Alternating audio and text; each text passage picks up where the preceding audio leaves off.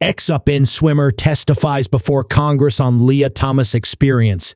Opens up about 2016 sexual assault. Scanlan competed alongside Lia Thomas from 2021-2022.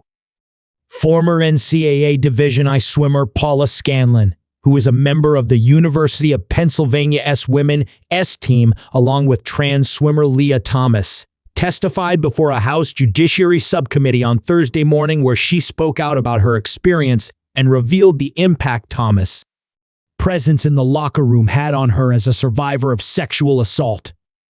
Scanlan, who now serves as a spokesperson and advisor for the Independent Women's Forum, testified before lawmakers during a hearing on gender-affirming care for minors.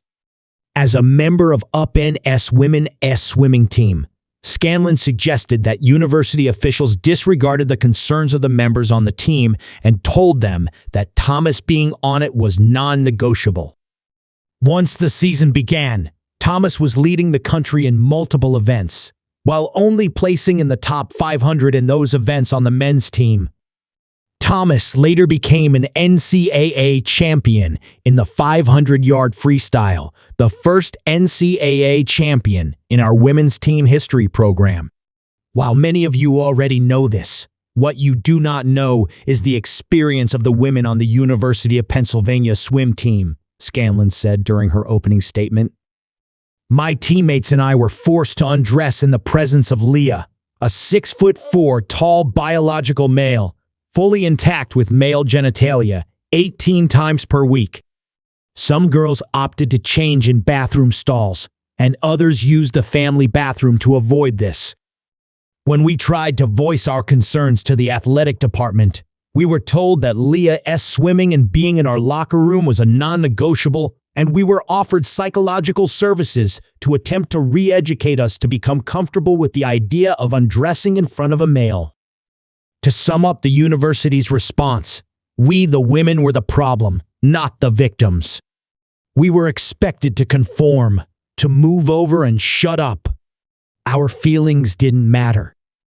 Scanlan spoke about an op-ed she penned for the student paper that discussed the scientific differences between biological male and females, only to find out hours after its publication it was retracted without her knowledge.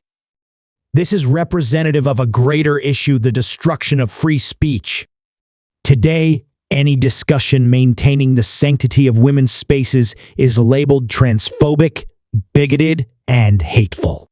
What's bigoted and hateful is discrimination against women and the efforts to erase women and our equal opportunities, dignity, and safe spaces, she said.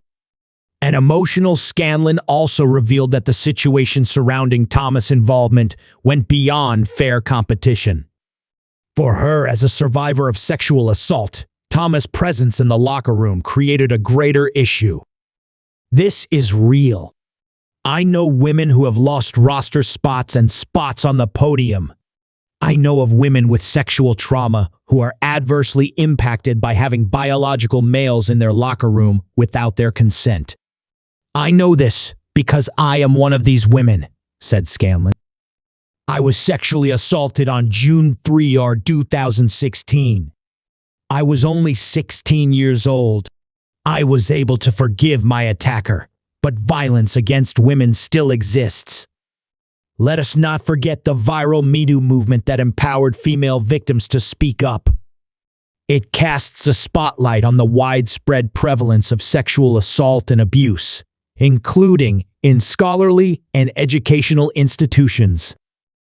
Scanlan competed on UPenn's swim team from 2018-2019 and from 2021-2022.